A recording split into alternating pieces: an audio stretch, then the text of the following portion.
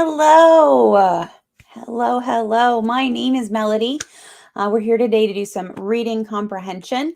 If you're watching the recording, I'm sorry you weren't able to join us live, or maybe you were and you just wanted to revisit some of the highlights from today. But I'm going to allow just a moment or two for anyone trying to grab the link right at the top of the hour to connect before we really dig in.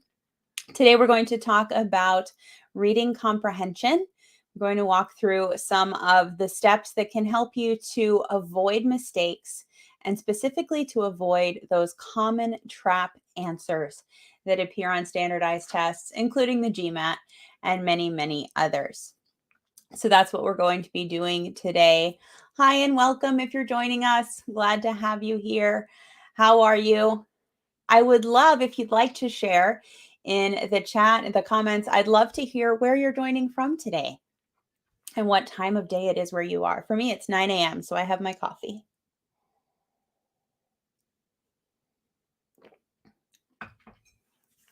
All right. A couple people have connected now. And so let's go ahead and shift our focus over to the lesson that I've prepared for us today. This is meant to be a discussion rather than a lecture. So if you have questions, if you have comments, if you want to participate, you are very, very welcome to do so. Please feel free. Today, we're going to look at a little bit of reading comprehension. And you might ask, well, who are you to tell me about reading comprehension? I'm Melody. Hi. I do work at Magoosh, clearly. I'm an instructor and a content creator. So instructing this part, as well as creating some of the content that goes onto our website. So the instruction and expertise can be preserved for people to use at any point. I've been working in standardized tests and tutoring people one-on-one and in groups and in classes and all different contexts for a lot of years now. I'm located in Florida in the USA. So I like to include a little picture of a beach. So if you want to pretend you're coming to visit me, this is the sunset at one of my very favorite beaches that's relatively close to where I live. And I'm glad to have you with me. Let's dive in. So let's say you're working on a reading comprehension passage, maybe on the exam, maybe in your practice. You feel good that you understood this one. So things are okay, right? Our stress level's not too bad. You read your answer choice, you pick out a good one. You click submit, and I guess we're talking about practice here because you get it wrong. What happened? Very often what happened is you have been trapped. You fell into an answer trap. What does a trap do? A trap provides some sort of bait, some sort of enticement to draw you in, but then it's really there to trap you, to trick you. And unfortunately, a lot of the answer choices on the test are like that. It can feel a little sneaky, a little frustrating, but it makes a little sense if you think about it too. If you were writing a test, obviously the correct answer is easy to write. It's the one that's true. But how would you come up with really good wrong answers? What's a great way to write a good wrong answer? Well, you might think of what are the most common misunderstandings a person might have that are close to the truth, but that are definitely wrong. And that's how to write good wrong answers. So the tests are very good at doing that. Today, we're going to talk a little bit about an approach that I recommend for reading comprehension in general on the exam, on the GMAT, and we're going to look at some common trap types, specifically by looking at main idea questions, but these trap answer types appear across many question types. So I have a little bit of advice prepared for you and then some practice that we can do together. Here we go. All right, and one point I want to call out, the best target audience for what we're talking about today is somebody who's been doing some reading comprehension already, starting to get comfortable with it, but you keep finding that you get the wrong answers even though you thought you understood it. That's the ideal person to benefit from this class. If that's not you right now, you can benefit a lot from this class. But if you're just starting out in reading comprehension, it might be a good idea to revisit either your notes that you take today or the recording of this session in the future when you get to that point that this describes you. All right, so first let's talk for a few minutes about reading comprehension, some fundamental steps for reading comprehension. There are different approaches that people take. Some people like to go straight to the questions, come to the passage later. Some people like to read the entire passage until they've understood it fully, anywhere in between. This is the method that I recommend for most students and that has had success for a lot of people to be able to improve their reading comprehension, balancing understanding with skill. First, I recognize that you do either read the whole passage or at least skim it. That doesn't mean reading real fast, but that means trying to read for the key information, maybe the beginnings and ends of paragraphs where main ideas are most likely to appear. And as you read, not for detail, but for the big picture, go ahead and summarize what you are reading. Make some brief notes for yourself on your scratch paper that tell you what the main ideas are and what each paragraph is about. One thing that's going to do is it will help you to understand the big picture of the passage. A second thing it will do for you is if you have multiple paragraphs in a longer passage, you'll be able to tell what paragraph is most likely to contain the idea you're looking for. When you're working on a question, you need to go back and read to find the detail. Next, I suggest you read the question, but only the question, not the answer choices. This is important. Here's why. Out of the answer choices, all but one for your average multiple choice question are incorrect, right? There's something wrong about them. They're designed to sound good, but to be wrong. So they're traps. There are traps throughout the answer choices. If you let that information into your head, into your mind, it's possible that the suggestion will sound good to you, even though you never would have thought of it. And so that increases the chance that you'll fall for one of those trap answers. Instead, what I want you to do first is try to answer the question yourself based on what you read in the passage. You could try to answer in your own words, or if you see what the passage says about the answer, you could note that wording in the passage. But try to answer the question based on the passage only before you look at the answer choices. Finally, when you get to the answer choices, you want to choose the one that most closely matches the answer you came up with. Why? Well, because it's based on the passage, and that's your evidence. That's your proof of why a certain correct answer is correct, and you're most likely to get it right by relying on the passage, not on the traps in the answer choices. So the big picture there, recommendation if you haven't tried it out yet, see if this helps you. Read the passage first, not necessarily in great detail, but for the big picture. Figure out the major ideas of the passage, the big picture view, before you go to questions, and then avoid the answer choices while you're answering questions until you've used the passage. That gives you the best chance of success at avoiding trap answer choices. That being said, it is guaranteed that trap answer choices will be on the test. They're part of your experience. If you're taking other exams too, for example, some people want to take the GMAT and the GRE, you're going to find that on other exams as well.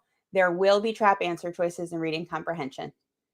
So next, we're going to talk about what some of those traps are so that you have even more tools to help you avoid them.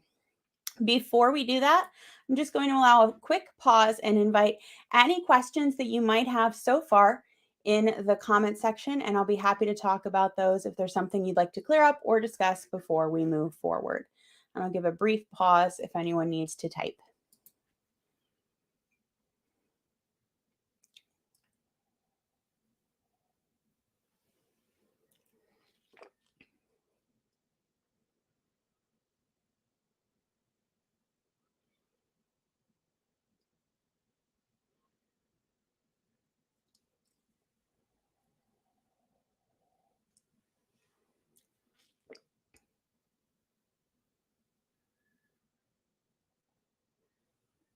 All right, no questions are coming in so far.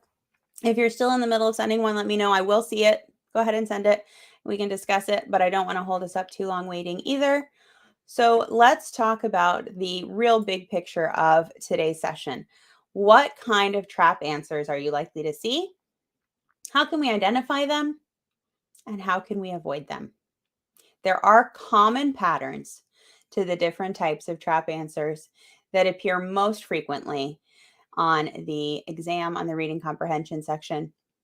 So this is going to focus on the biggest frequently used traps. All right, a few points to discuss. There are a lot of different types of reading comprehension questions. And so specific styles of wrong answers, there's definitely a variety. But there are some common patterns that come up very regularly. If we analyze those, it'll help you to avoid those answer traps and also to get inside the mind of the test writers. So in this class, we're going to focus specifically on main idea questions, and that's for a specific reason. One is main idea questions are a very common question type.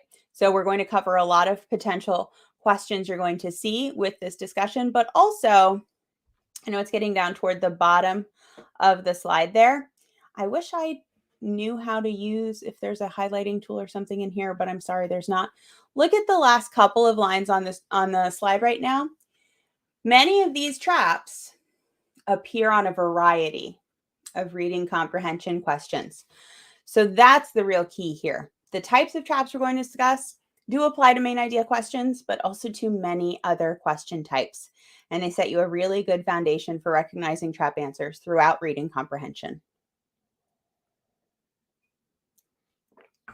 Alrighty. Trap answer type number 1. The answer choice might be too broad or too narrow.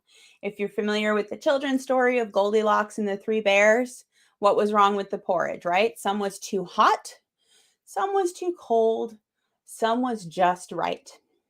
When it comes to answer choices, we want the one that is just right as far as the level of detail, the level of specificity, how specific it is. So the GMAT likes to use answer choices that are too broad, too wide, too general. For example, if we're looking at a main idea question, the answer choice will talk about ideas that were in the passage. The topic will feel similar, but it can also go outside the scope of that passage and include ideas that are not in that passage. It can also be too narrow, and usually what that means is too detailed. For example, if you are asked about the main idea of a passage, the answer choice might take a very small detail that appears in the passage. So the passage does state that information. You just read it. It's true, according to the passage, but it's only a little detail. It's not the big picture. And that could be a wrong answer. That is a really tricky trap, right? If you read something in the passage, you want to be able to choose that as the answer. But if you're not thinking about the big picture of the passage, you will get the question wrong if you're trying to give the main idea, but you actually give a small detail. Here's an example. Let's say that we have a passage talking about one specific battle in the American Civil War and the consequences of that one battle. One answer choice might talk about the effect of the Civil War on the nation in the years to follow, and that would be too broad. I don't know what that little circle with a hat symbol is, but that was supposed to be a sad face. In my original slides, that was a sad face. Sorry, it didn't translate. Why is this too broad? Well, the passage didn't talk about the whole Civil War. It talked about one specific battle. So that battle is included in the idea of the Civil War. But this is a much broader, much more general, much bigger topic than what the passage is. Way too broad. Our second answer choice option could talk about the name of one specific general and what he did to lead his troops to victory in that battle. This is likely a detail contained in the passage. So you read about it, you recognize the general's name, and that tactic that the general used, you read about it. This was in the passage. But in a main idea question, that's not going to be the right answer. Why? Because it's a detail, it's not the big picture, the main idea. And that's a good example of what would be too narrow. The kind of answer choice you're looking for is one that's very close to the actual main idea, maybe with just a little variety from how you would word it. Maybe the battle itself is named in option 3, and the consequences of that specific battle, not the whole Civil War, are discussed. That's the answer choice that's just right. It's not too far out. It's not too zoomed in. It's just right. So that's what we're looking for.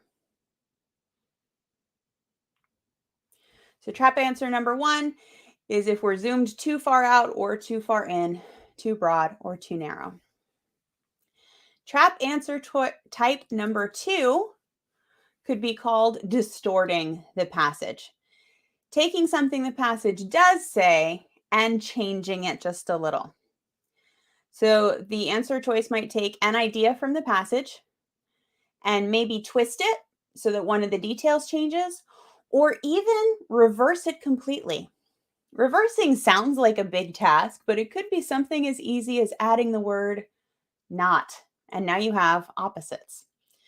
So if you're reading the answer choice and you see familiar details, you remember some of that information from the passage, it could be easy to choose that answer choice, but you need to read carefully to make sure that what is being said about that detail is accurate instead of being twisted or even the opposite. For example, perhaps your passage rather, is talking about why people believe in Bigfoot or Sasquatch, the urban legend of Bigfoot. And the whole passage has discussed some reasons that the author claims people believe in the legend of Bigfoot. But one of your answer choices talks about belief in Bigfoot, but it twists it. It says that the author personally believes that Bigfoot exists. Maybe the author does, maybe the author doesn't. But if the passage didn't say, if the author didn't take a personal stand on the issue, then that would not be a correct answer choice. So distorting the passage is taking a familiar concept, but changing a detail so that it's no longer supported by the evidence in the passage. Trap answer type number 3 is this: extreme language. This is one of my favorites because when you learn how to spot extreme language consistent with what the test would use, it jumps right out at you after enough practice. Extreme could mean broad, sweeping claims like always, any, all, every single one. Or on the negative side, never, none of them, zero.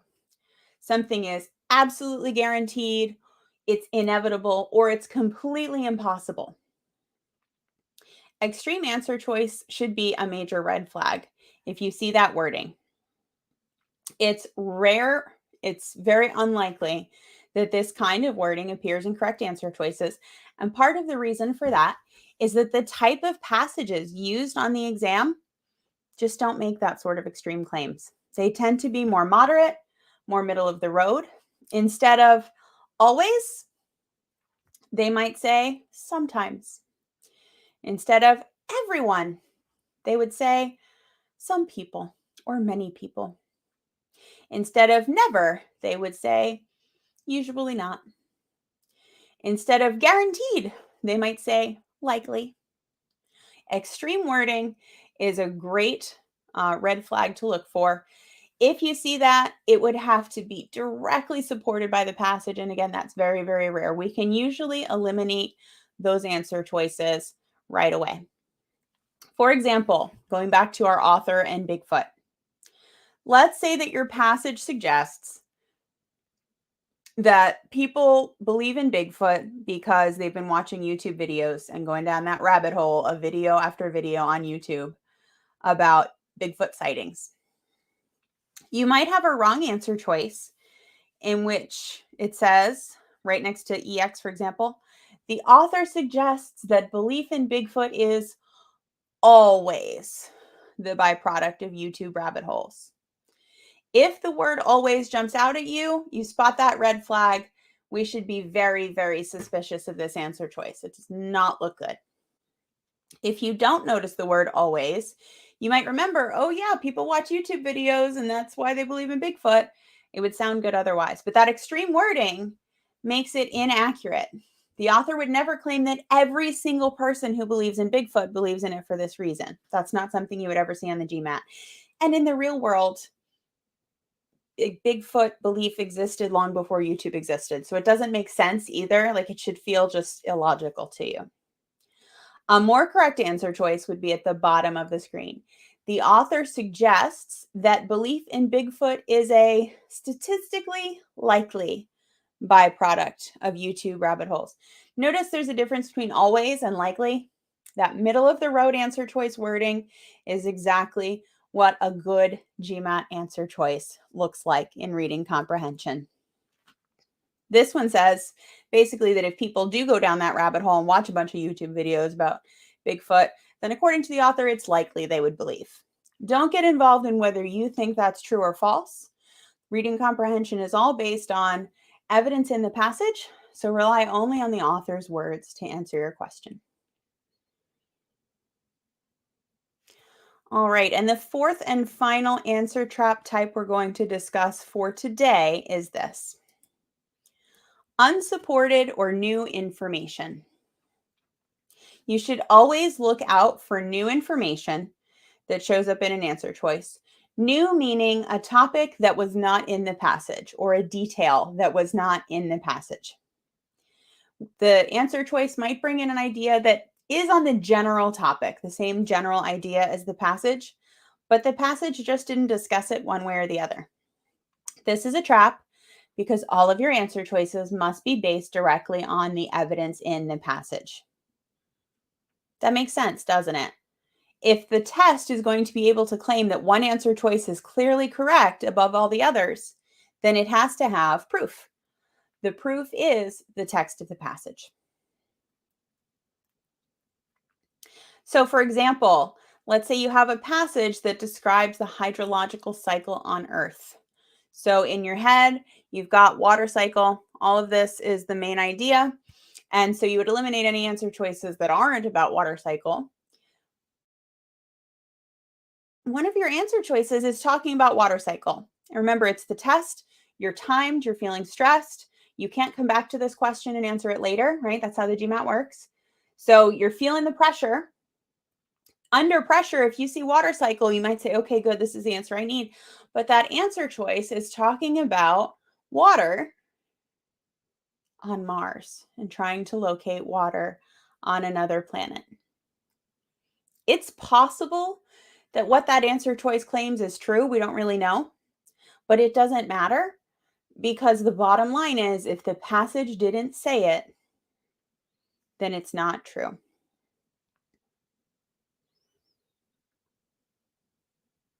So our four answer trap types that we discussed are too broad and too narrow, distortion of the passage, extreme language, new or unsupported information.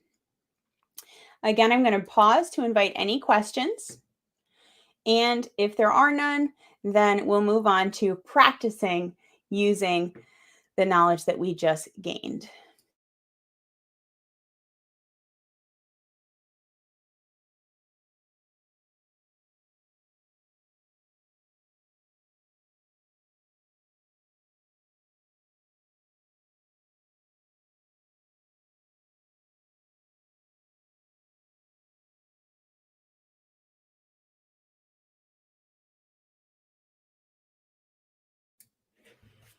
And I just wrote my own comment to put up on the screen there.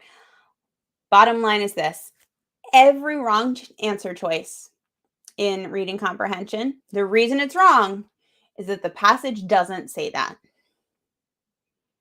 Whether it's too broad, too narrow, the answer choice is extreme in wording, it's a distortion, or it's new information. Bottom line is, if the passage doesn't say that, the answer choice is wrong. So there will only be correct answers that can be directly proven by the passage.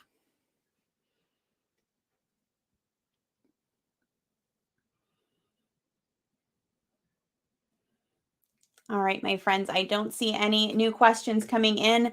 So let's go ahead and practice. And I see a couple new people just joined us. Hi, welcome. So real quick, the 4 answer trap types that we reviewed are too broad or too narrow, something more general than the topic of the passage, or maybe too detailed to answer the question. Number 2, something close to what the passage said, but a twist or a distortion. Number 3, answer choice wording that is very extreme, making big, broad, sweeping claims like every and always and never and impossible. Big red flags there. And then unsupported or new information. So what we're going to do is we're going to practice looking for these answer choice types on an actual passage. So here's what we're going to do. I have a passage I'm going to put up on the screen. It's just one paragraph, so you shouldn't have a problem seeing the text on the screen. I know that the size of a window can be a little bit of a limitation with longer paragraphs. So we're only going to go with one paragraph. I'm going to be quiet for about a minute and a half and give you the opportunity to read it. And a great thing that I'd like you to do is do what we suggested earlier. Write a real brief little summary of your notes, just like you would on the exam on your scratch paper, of what you would say the main idea and the big picture information of this passage is. After that, we're going to talk about a main idea question and what trap answers we can spot. So here's the passage. And like I said, I'm going to be quiet. How do I get this off of the screen? Hold on. There we go. Now it's not covered. I'm going to be quiet for about a minute and a half to give us all time to read and take notes.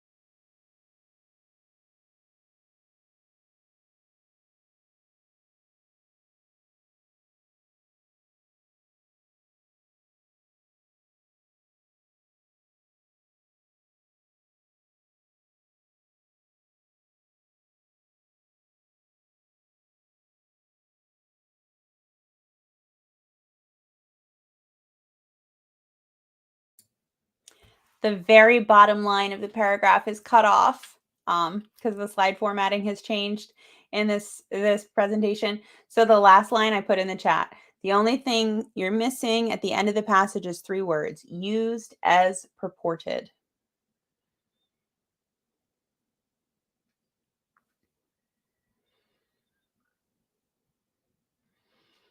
Okay, so that was about a minute and a half of reading time. If that wasn't enough for you, let me know. Go ahead and just drop like a plus sign in the comments and I'll give you a little more time.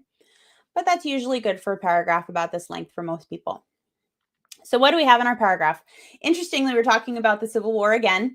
Kind of a coincidence that it goes with the example I used earlier, but a different topic about the Civil War. We are talking about the aftermath of the Civil War this time. So our wrong answer choice from the example earlier might be closer, better matched to this passage. We're talking about the Underground Railroad. We're told that it's hard to separate fact from fiction. And then we have, for instance, that's an example, talks about the people who are presented as responsible for it versus who really was running and funding the route. Talks about some of the specific details that are often remembered about the Underground Railroad, but in fact, they might not have actually been that way. So hopefully you got a chance to try out writing a few little notes. Here are some things that you may have written in your notes. The Underground Railroad is very well known. And again, my symbols are not transferring correctly. I'm so sorry. That's supposed to be an arrow, meaning therefore or so. It's hard to sort fact and fiction. Very often at the beginning or the end of a first paragraph, you'll find a sentence that closely summarizes the main idea. We might note that the myths leave out the role of African Americans in the Underground Railroad. And we talked for about half the paragraph about these two historians who said that certain things like special hiding spots and freedom quilts might not have really been the way that we hear about them, or maybe not used as purported. Using this summary, we're going to try to identify correct answers, but first, we're going to look for trap answers. So I'm going to give you a main idea question for this short passage we just read, and I'm going to ask you to try to identify trap answers. And if you have paper with you or something to take notes on, like your phone, I really recommend writing this down so that when I reveal the correct answer, you can check your work and see how well you did at applying what we just learned. So here's the primary purpose question. Primary purpose is right up there with main idea. At the top of the screen, I have this question. Do any answer choices appear to be too broad or too narrow? So remember, too broad means outside the scope of what this passage discussed. Too narrow means maybe it's a detail, but not the main idea. So take a moment, read through the answer choices, and write a note to yourself on your scratch paper or maybe in your phone where you're following along in our little notes app. Too broad, too narrow, and the letters of the answer choices that you think might correspond with those, if any.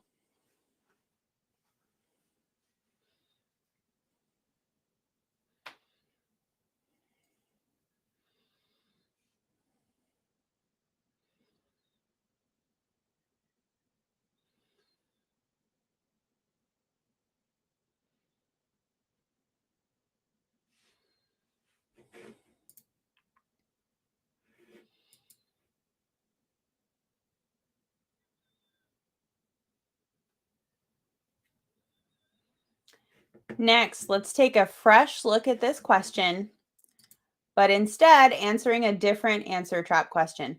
Do any of the answer choices take what is in the passage, but distort it? It's not necessary that every answer trap will appear on every passage, or every question rather, but check if you find any distortions here.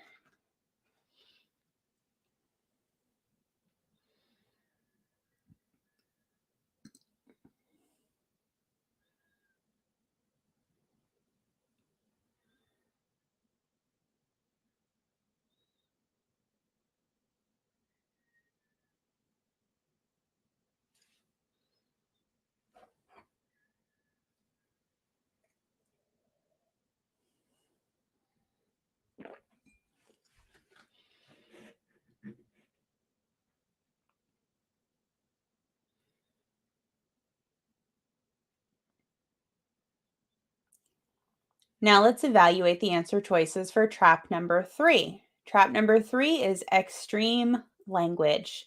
So take a look at the answer choices again. See if you find any evidence of extreme language and take a note of that, please.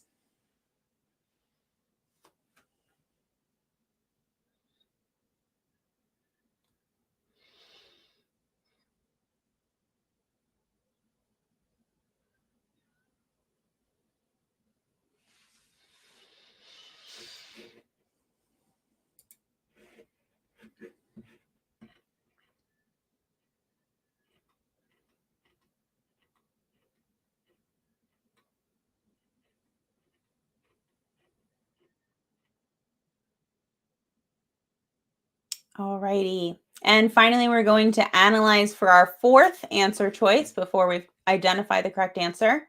Our fourth trap was something unsupported or new. And again, I'm so sorry that formatting is being an issue right now. I'm going to see what we can do to prevent this for the future. But the same 5 answer choices. Since we can't see answer choice E on the screen, let's read the question and then I'll change the screen back. Question is, do any of our answer choices include something unsupported or new? Unsupported or new. And again, make note of any that you might see.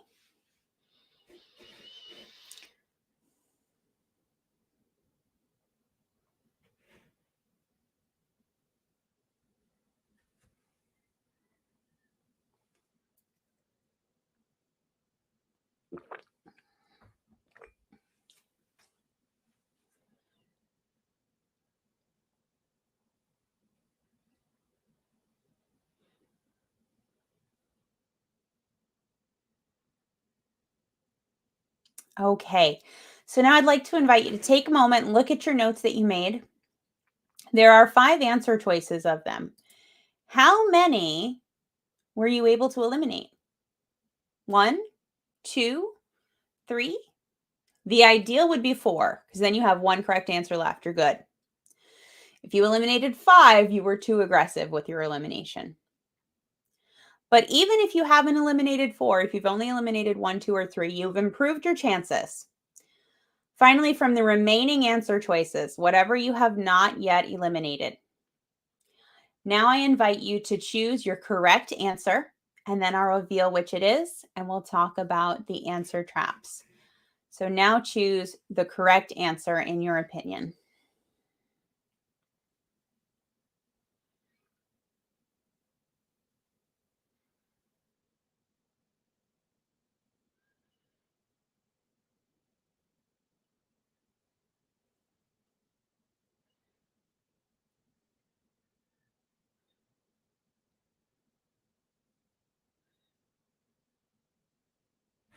All right, are you ready for the correct answer? Let's see if we were able to get it right. The correct answer for this question is E. Our question was, the author's primary purpose in the passage is to, correct answer is E, discuss how a certain perspective complicates objective analysis of a historical event. Now that sounds like very generic wording, so let's match it up to what that means in the context of this specific passage. A certain perspective. What is the certain perspective? Well, we read that in the second line, there's an almost mythical status that makes it difficult sometimes to separate fact from fiction. So that mythical status, that there are myths or legends and a feeling of sort of iconic mythology associated with this event, that's the perspective. It complicates objective analysis. That's a great wording, actually, a rewording of makes it difficult to separate fact from fiction. And then of a historical event. What historical event? The Underground Railroad. So E is just right. In the other answer choices, each of them contains at least one trap. So let's talk about the traps and see how you did in identifying them. Answer choice A says to downplay the role of certain prominent figures in the Underground Railroad. This is a too narrow answer choice. The passage did discuss certain prominent figures. So if we look back, specifically line 4 talks about white abolitionists, many of them Quakers, largely responsible for operating the Underground Railroad. And then afterwards, it tells us that this is excessive emphasis at the expense of the African Americans who were primarily responsible. So that pair of sentences does diminish the emphasis on prominent white abolitionists. But is that the main purpose of the whole passage? No, that's just part of it. So this is a too narrow trap answer choice. It's something you read about in the passage, but it's not the main idea. Answer choice B is also a too narrow answer choice. To reveal that African Americans played a far larger role in the aftermath of the Civil War than is previously believed. Well, that's talking about the exact same couple of sentences, right? The depictions are of white abolitionists and Quakers. Instead, this is at the expense of the African Americans primarily responsible. For the same reason as A, this is too narrow. This is a portion, but only a part of the passage, not the big picture. For example, let's say that the big picture is a pizza, and that's made up of pieces, right? The crust, the tomato sauce, the cheese, the toppings. What if I asked you, what is this food? That's the big picture question. And the answer is it's a pizza, right? But if you said in the answer choices, it's mushrooms, well, that might be one of the toppings. It's part of the pizza, but it's not the big picture. Answer choice C says to correct a mistaken notion regarding the aims of certain scholars. This answer choice takes ingredients from the passage, but it distorts them. It twists them, it puts them together in an inaccurate way. Was there a mistaken notion? Well, we just talked about one mistaken notion, for example, the thought that prominent white abolitionists were the primary ones running the Underground Railroad.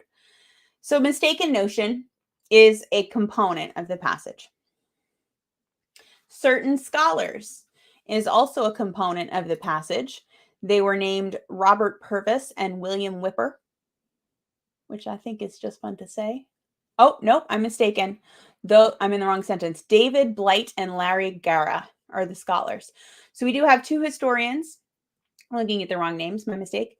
We do have to have two historians or certain scholars mentioned. So we have those phrases, mistaken notion, certain scholars, correct. But the way they're put together is not, it's distorted. To correct a mistaken notion regarding the aims of certain scholars, did the passage talk about the aims or the goals or the purpose of the scholars and say that people had misunderstood those and that's what needed to be corrected? Not at all. It was the scholars themselves who were trying to correct some mistaken notions like that about the freedom quilts. So it takes components of the passage, but it twists them together in the wrong way. That's a distortion. Answer choice D says to explain how myths about the Underground Railroad arose after the Civil War. This could be considered a distortion or unsupported new information. So one important note there is that one single wrong answer choice could contain more than one trap. But it doesn't matter which one. As long as you've identified a trap, you get rid of the answer choice and you move on. Don't spend too much time trying to categorize traps if you're confident that an answer choice is wrong. How is it a distortion? Well, the passage at the beginning talks about mythical status for the Underground Railroad, but it's distorting things. It's taking things too far to say that we're focusing on how myths arose. Instead, we're trying to correct some misunderstandings, some mistaken notions, some myths. But we are not talking about how they arose. And that's the boundary line that could also be considered unsupported. The passage talked about some myths, but it talked about the truth about them, or trying to clarify the truth, rather than how those myths came into existence. No mention is made of why it came to be that people came to these inaccurate understandings about the Underground Railroad. So how did you do? Were you able to compare your trap answer knowledge that we learned today to eliminate some of the answer choices? If you're just getting used to learning about trap answers, you may not have been able to eliminate all four, but did you correctly eliminate at least one or two? If so, that's a great start. The process of elimination is a powerful, powerful tool in standardized testing for the GMAT and other exams. It increases your chance of choosing correctly, even if you're not confident in your answer choice, when you can identify reasons, specific reasons why wrong answers are wrong, and then eliminate them, avoiding traps.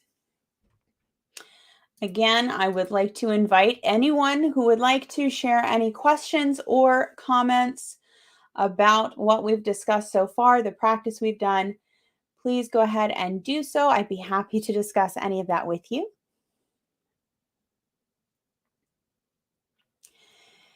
And then we're going to kind of take a vote, I suppose. I have more practice from this same passage prepared. If you'd like, we can work on another practice question by analyzing these same answer traps. Or if you'd prefer, you can go doing some of your own reading comprehension practice and do that. If you're planning to leave before you head out, let me share with you that for attending today's session, Magoosh would like to offer you a 10% off a GRE or GMAT plan if you'd like to sign up and benefit from more tips and tricks about what to look for and how to avoid traps on the exam, reading comprehension, or in other sections. You can use offer code YouTube10 for 10% off, and that's available for you. I don't see any new questions coming in. So if you would like to stay on and do another practice question together, I'm so happy to do that with you. But give me something in the comments, please, to let me know that you'd like to do that. Otherwise, I don't want to take up too much more of your time if you would like to use the remaining time to go do some of your own practice. Could be just a yes or a smiley face, anything at all. Let me know whether you are pro or con for continuing.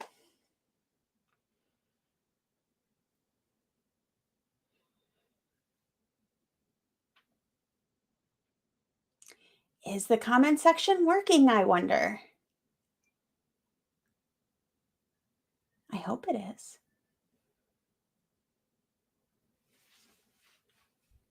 Yes, it is. Okay, great. Oh, thank you so much for letting me know. All right, great. I am happy to do another practice problem with you. It's going to be based on the same passage, so it's going to be easier for us this time. Thank you so much for letting me know that the chat was working. If you want to depart at this time, remember you can use this coupon code. If you'd like to stick around, we're going to do another practice problem together looking for the same kinds of trap answers. So here we go. This is the same passage, the same one. We've already read it, we've already summarized it, but we're going to answer a second question. So first, let's look what the question is, and then I'll give you a moment to look for the answer in the passage. Now remember, we're going to read the question, but not the answer choices. Here's what the question will say.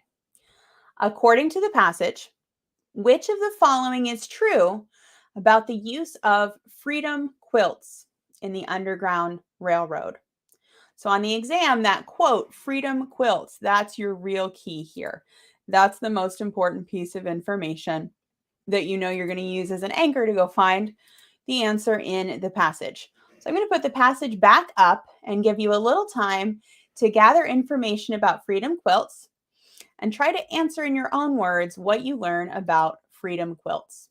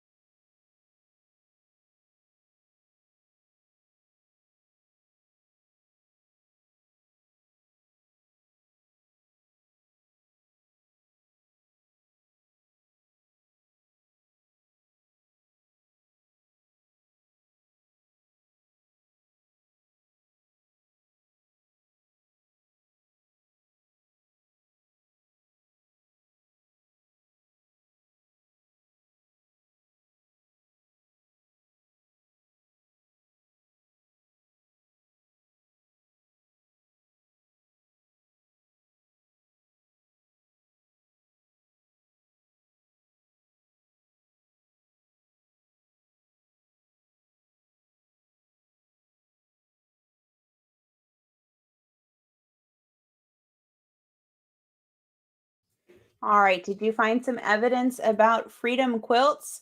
I want to point out that you've got a bonus here. You have quote marks, and that helps your eyes go straight to the important part of the passage. So we should be down in the fourth line from the bottom.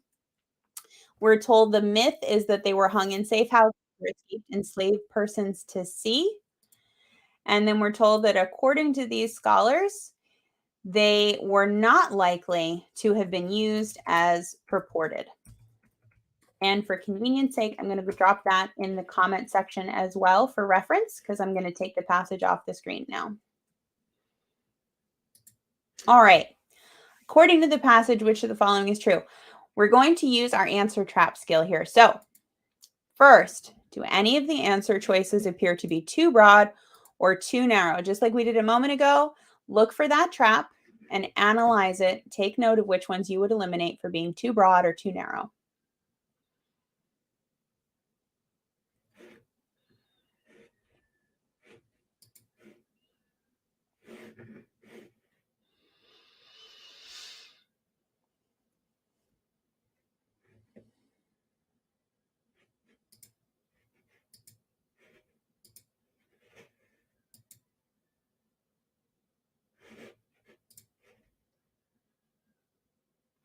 Okay.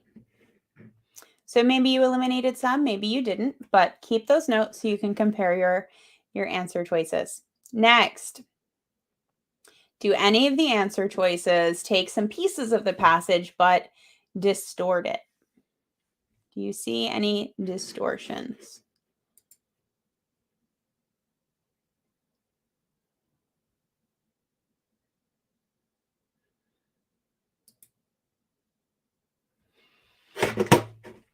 Sorry if that made a noise, my mouse slipped.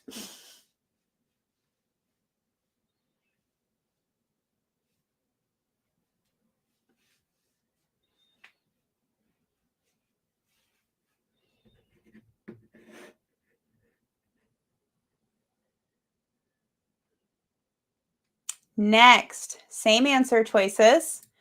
Which ones could you eliminate because they employ extreme wording?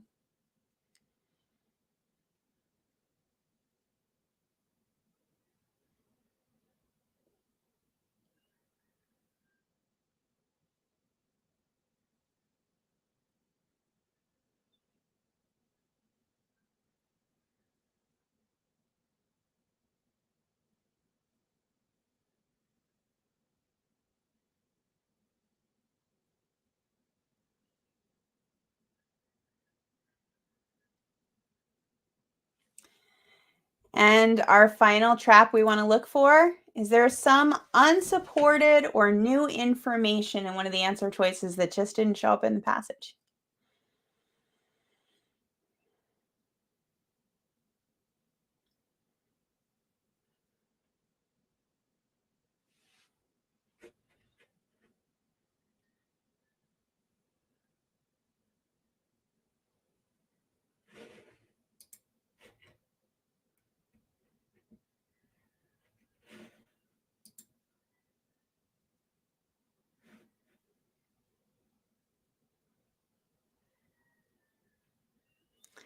Finally, looking at how much you've eliminated, take any answer choices you haven't yet eliminated and choose among them which one is correct, supported by the passage.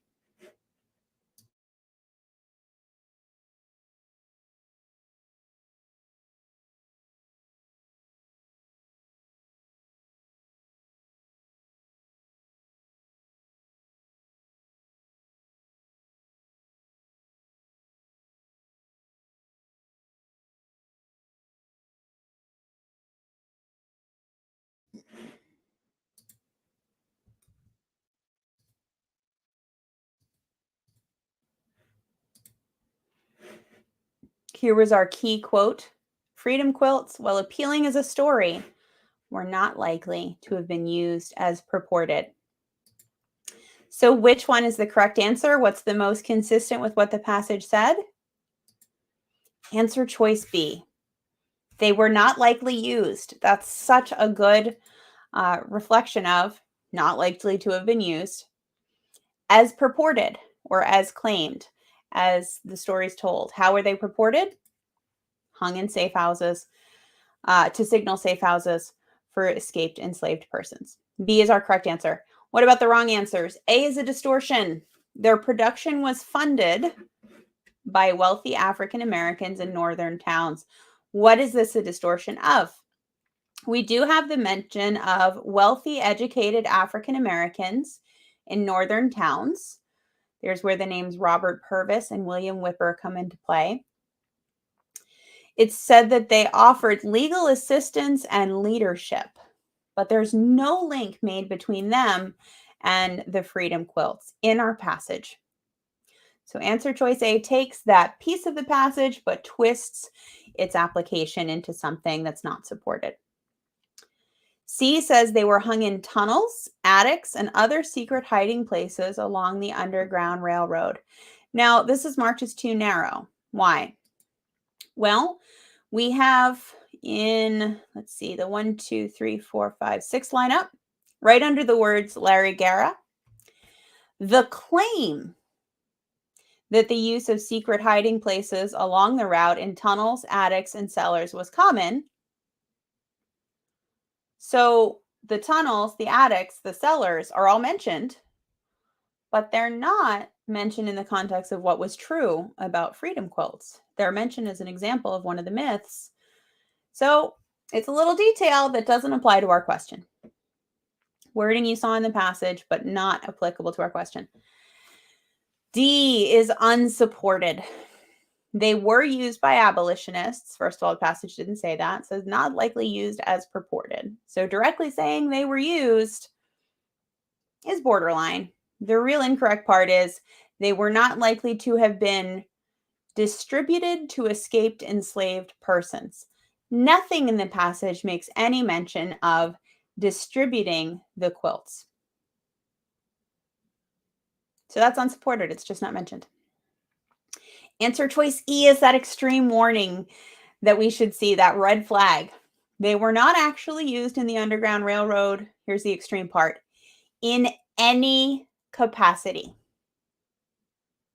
That's an extreme claim. That's saying this is completely fake, made up, totally didn't exist. There was zero use, not even one use of freedom quilts in the Underground Railroad. But what did the passage actually say? Not likely to have been used as purported. There's a huge gap between something wasn't used the way you think and something wasn't used at all. So how'd you do? Again, did your knowledge now of what trap answers to look out for help you to eliminate some of the wrong answers? I hope so. All right, and we are coming to the end of our time together. So I want to thank you for spending some time practicing with me today. I want to invite any questions or comments that you would like to discuss in the comment section. Be happy to do that with you. And offer you this coupon code from Magoosh for attending today. There is one question in the comments, and it's a great one. How can I start GMAT preparation? So my advice to get started is first, get to know what the GMAT is and what your goals are. Have an idea of what sort of score you need in order to gain admission in the programs you're looking at or the scholarships that you want to apply for. Do a little research there. Then take a practice test, a full-length GMAT practice test, and find out how your current ability to score on the GMAT compares with that need that you have, that goal. If you're already there, take the test. Don't spend more of your life than is necessary. But if you need to improve, then what I would do is become familiar with not just the concepts on the test, but also the way the test is written. You definitely will need to review some math concepts. You'll need to learn how to do certain math calculations without the use of a calculator because the math questions don't allow a calculator on the GMAT. And you're also going to need to review some of the grammar rules used in sentence correction, things like that. You're going to want to practice on test-like answer questions or practice questions. So not just basic math, but GMAT math questions. And you're going to want to look at which questions you get right and wrong, to learn what your personal areas of weaknesses are so that you can study in those areas, skills as well as knowledge, and be able to improve. If you'd like, Magoosh would be happy to help you with all of that. And you can write in to our team, help@magoosh.com, to find out more about the resources we have available for you. All right, everyone. Thank you so much for joining me.